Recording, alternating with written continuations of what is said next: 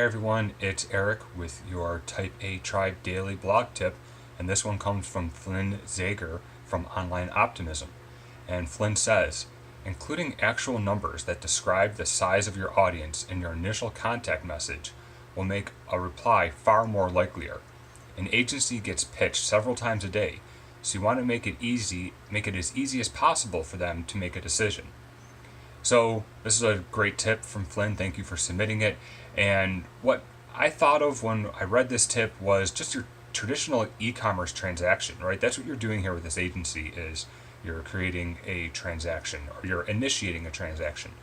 And in e-commerce, you want to eliminate the number of times somebody has to click or put in their information or anything like that.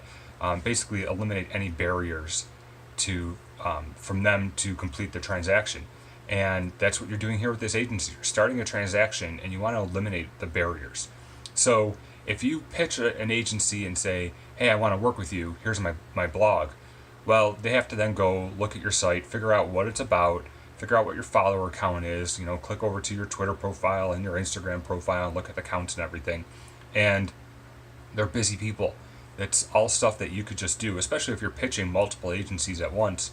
You have that information. That information is, pretty much up to date. I mean, your blog niche is pretty consistent, and your numbers just update them monthly.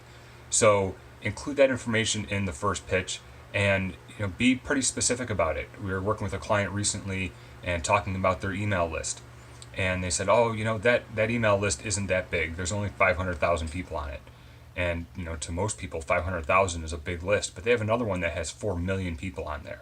So to say, that I don't have a big email list or I have, a large following, that doesn't really help them any. It doesn't help the agency any because they deal with all sorts of influencers. So be specific in your numbers. And thanks again, Flynn, for today's blog tip.